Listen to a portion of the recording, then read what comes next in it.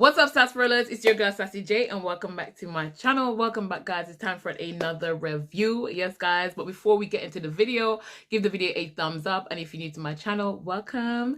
Please subscribe and turn on your notification bell so you get updated every single time I upload a new video. So guys, Love Island just ended, you know, and I'm happy that Tyreek and Ella sort out their problems. Thank you for Catherine and for Whitney for speaking some sense into Ty, because here it goes. We know he's upset. We know his ego is bruised. I know his pride is bruised. But at the end of the day, being petty won't get them nowhere. Okay, it won't get them nowhere. And obviously we see how he's been trying to like get under Ella's skin by trying to do all these things with Katie. And you know what? I understand why Ella is upset with Katie, because at the end of the day, you know, Katie knows that he's using her as a pawn, right? He knows he's using her. Katie knows. Ella knows. Everybody knows. But Katie is allowing it. And why is she allowing it? Because secretly, Katie kind of liked the attention. She likes Tyreek. He's obviously her type, innit? So she likes the attention. And she knows that it's not real. But at the end of the day, she's trying to enjoy it while it's there. Do you know what I'm saying? Can we blame her for it? I don't know, man. I don't know. But anyways, that obviously got Ella super mad. So she had to address the situation. And her and Tyreek just had this, like, you know, mama and daddy fight across the villa, which was not cute. Obviously, we do not like that. You know what I mean? You sit down together, have a conversation, communicate. There's no need to be shouting at each other from across the villa. I just think that was not cute at all. But I respect the girls. Catherine, listen. It's one thing I do like, I must say. I like the relationship between Catherine, Ella, Whitney, and Jess. They seem to have like a little sisterhood, which I really, really like, because, you know, when one person's having like a nightmare going on, they're always there. They're like rallying around and supporting and kind of giving some advice. And I think those are actually advice that is actually really good, because we see where they're literally saying, okay, we're going to have to back Ella if stuff goes down. Do you know what I mean? Whitney and Catherine's like, we got to have her back. But when it counted, they pulled Ty aside and said, like, listen, it's not the way. Do you know what I'm saying? And now he began to see sense, because if he had continued, I know Ella was in the wrong, but if he continues in that direction, he would have pushed her away.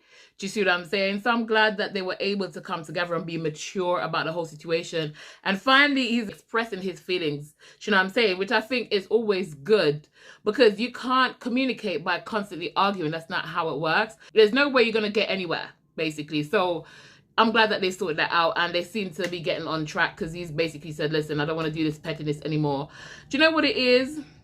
I feel like Ty has like come a long way, because from where he started when he first entered the villa to now, he's grown. He knows that, you know, he's learned a lot of stuff and he's grown, and Ella has played a very important part in that, because she's always just been there kind of like pushing him in the right way. Yes, it's not always been the best kind of way that they both kind of like deal with it, because they've argued, but like I said, they're passionate. They love each other. Well, I wouldn't say love. They like each other, and there's a lot of passion going towards these conversations. But finally, they seem to be getting on the right page. But movie night is coming, y'all, on Sunday night.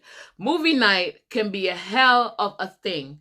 So is it gonna cause more issues where it pushes them apart or bring them more closer? I'll let you guys decide. Comment down below and let me know what you think, how it's going to affect them on movie night. Do you think that Ella did anything that's going to like make Tyreek a bit more pissed off, to push him away, even though he's decided to like come back and say to her, this is what I want you? Do you think that movie night is going to like cause a negative impact with that? Comment down below, let me know. I mean, obviously I feel like the issues that Ty might have with the movie night is him kind of like boosting or encouraging Montel and Sammy to do the things that they did. And obviously it probably will be with the girls. Like Jess might take offense to it, even though realistically I felt like Tyreek was just doing Tyreek, and he was just saying, play the field, get to know the girls, do what you need to do, treat it as a lad's holiday, and then when the girls come back, you pick up the pieces.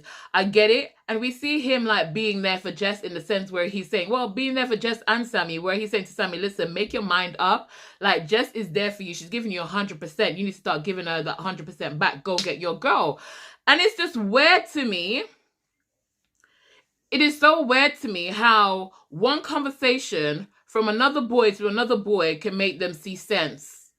You know what I'm saying? Jess has been telling this boy the same thing over and over. I've got you as my priority. I want somebody that's always there for me 100%. And he always argues back with it, because here's the thing. I can't see Sammy's point in the sense where he's saying, I've told Amber and everybody knows how I feel about you, and I told Amber this is how I feel about you, but I still want to see if she can turn my head. What sense does that make? It makes no sense to me. If you're 100%, if you're basically 90 or 80% then into one person, and you're not feeling anything for the other person, why are you trying to wait to see if it's possible to feel something for that person before you actually give the other person that 100%? It just makes no sense to me. And I'm glad that the girls stood up and they spoke to Jess and made her see sense that, listen, you have to draw the line. Because, honey, if you don't stand for something, you're going to fall for everything. And we can't have that. She's a good-looking girl. She's got a banging body. Like, guys, just got a banging body, you know. I'm not gonna lie. You know what I'm saying? So at the end of the day, she deserved a lot more than what Sammy was giving. So now he's decided, you know, a bit of a push from Jess, from the girls, and from Tyreek. We see where he's decided to make that decision. He sacked things off with Amber, and he's telling Jess, listen, it's gonna be me and you. I'm hoping that he keeps it like this and he doesn't go sideways when another girl come in the villa, because if that happens, I'm not being funny, Jess will need to cut it regardless. Don't even say one more word to him, but just cut it completely. But let's see.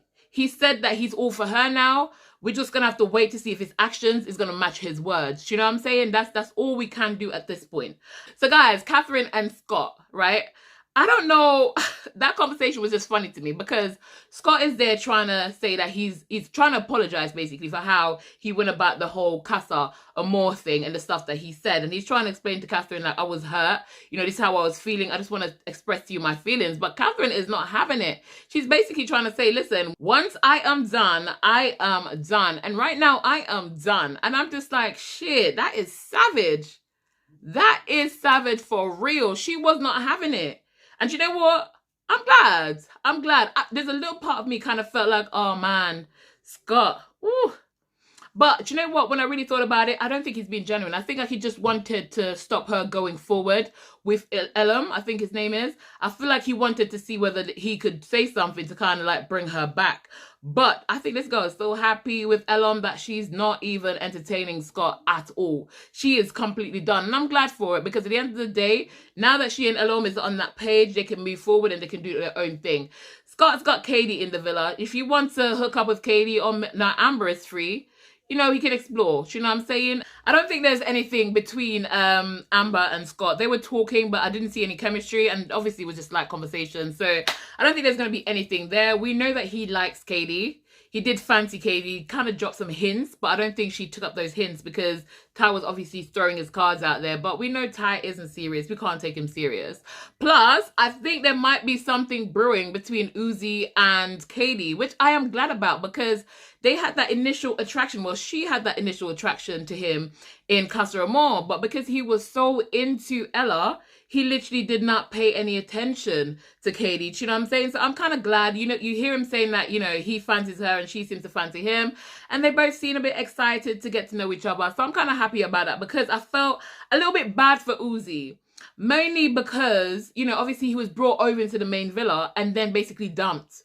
Do you know what I'm saying? Because Ella didn't even stay in the bed not one bloody night with the poor guy. Like, I felt like kind of, you know, it's a bit hurtful. It's a bit hurtful, and I felt bad for him in that situation. But at the end of the day, now he's smiling. He feels much better because Katie's into him and he's into Katie. They're both of similar ages as well. So I think something might work. You know what I'm saying? But let's see, guys. Let's see.